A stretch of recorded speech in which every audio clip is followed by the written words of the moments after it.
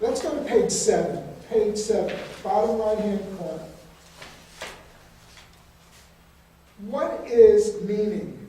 I want to just define it, and then I really want to move on a little bit faster.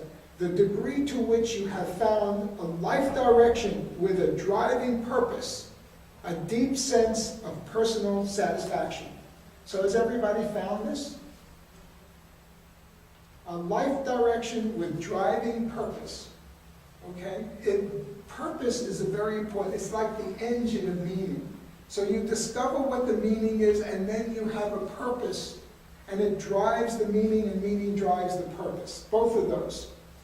So meaning is peace, comfort, a sense of utility, connection with others, and that we are doing something necessary and worthwhile. So what do you do right now that's necessary and worthwhile? Well, my sports.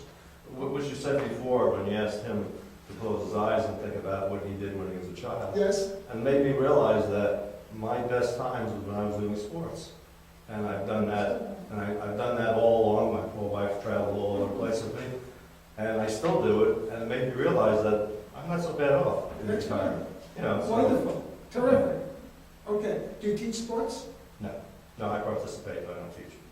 Did you ever consider the possibility? The only thing I would like to teach would be skiing, but everything is so far away, you can't do that on Long Island. Have you played other sports besides skiing? Have you done Racquetball. racquetball? I do it every week, a couple Okay. times a week. Okay. And, I bike almost every day now because the weather's been so That's good. great. So, That's wonderful. and you know, when they clean the streets, I go rollerblading because I have those too. And we had snow, I have snowshoes. So you name the sport, I have the equipment almost, you know. That's great.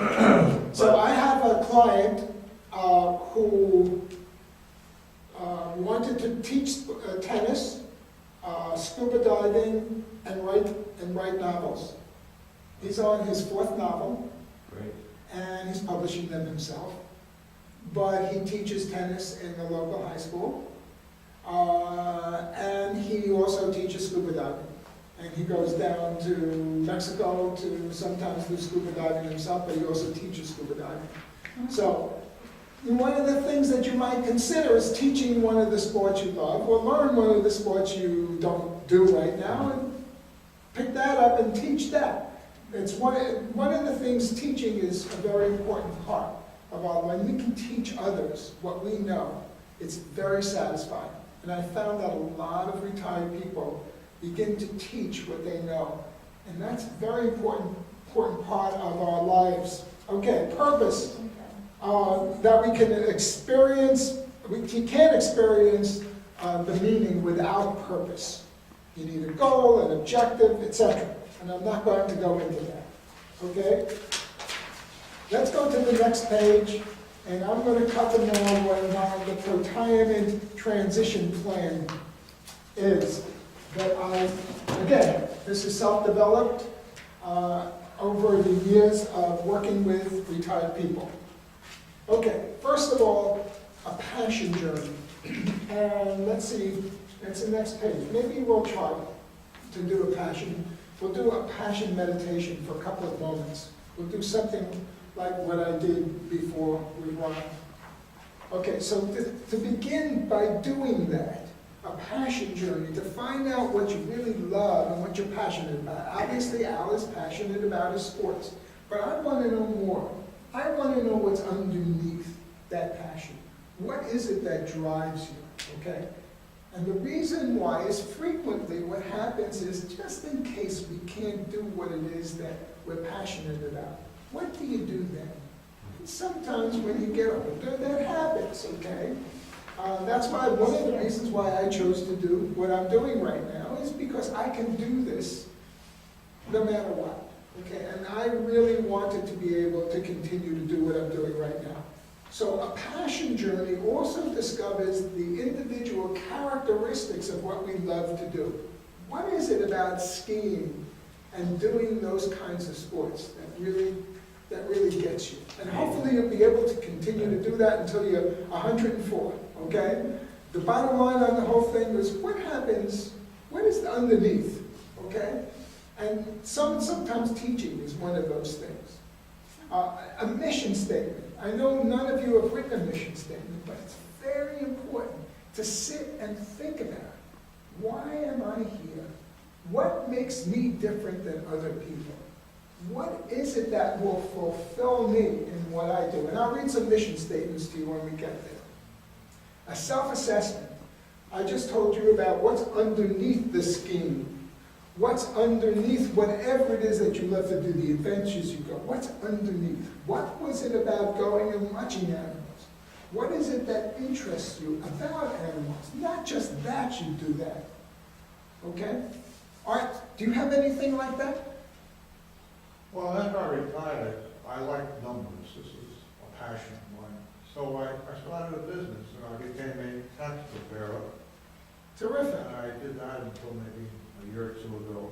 Okay. That became a little boring after maybe 18 years or so. I'm very glad you said that just now. And the reason why is, remember I said something about change. Change is very important, and that's what Art had experienced, that he needed to change up what he was doing. So what about the possibility of becoming a certified financial planner? No, I'm past that in my life. I'm turning 80 next month, so. Congratulations. I'm finished with work. I just want to have enjoyment now. All right, terrific. Okay, wonderful. Okay, the next thing is, after you've done the self-assessment, you've done your mission statement, you begin to discover who you are and what you're all about. The next thing is to actually explore. Explore means going online or going to the library, whatever it may be, and begin to discover. So I love these three things, but what can I do? I don't know what to do. So I love to draw, and I love speaking in front of groups, and I love managing, and I love developing. What can I do with that? I mean, I'm not working in the bank anymore, so I can't manage and develop things. But maybe I can. Maybe there are things like being a coach, and I'll show you what I went through. It's in this handout here, that I went through this process, which is how I got to this. Okay, these are the things I love to do. But how do I use that stuff after 34 years of being a manager in the bank? How do I use that stuff now? And that's how I discovered about being a coach. Explore, experiment. So before I actually became a coach, I formed this group of 25 people, and I met with them, and I began to do a lot of research, and I began to talk to other coaches, and I said, so how can I make this something I actually do? And I began to explore training programs, and I found the training program, and I said, wow, this is great. I didn't have to spend a great deal of money in order to do this, and I decided that's just what I wanted to do. So then I started my practice at that point in time. The next thing is, and that was the experimental phase.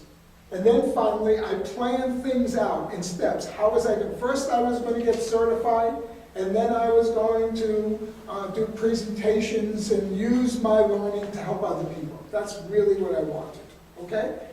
So that's my general plan. Let's go to page 9. Okay, we're going to do this very briefly. It's 2:45. Let me tell you something about passion. Passion is limitless. It includes a whole range of emotions, anger and sadness. You know, passion doesn't have a value judgment in it. It just is. Sometimes we can be passionately angry, and sometimes we can be passionately in love. And sometimes we can have passionate sex, and sometimes we can be passionately destructive. So passion is the extreme of everything that we do. Now, as we grow up, the passions that we had as children, I blew up a chemistry set because I didn't think of what I was doing. I just wanted to mix chemicals. That's all I wanted to do. And so I blew up the chemistry. I was having a good time. I was passionate about what I was doing, but it ended in something not so good. And so what happens is I get a slap on the hand and don't ever do that again. Don't ever do that again. Don't mix chemicals unless you know what the outcome's going to be. Okay, it's called a chemical reaction. Okay? So as we grow up, there are many positive things that happen and some negative things that happen. And when we do the negative stuff, we get slapped on the hand.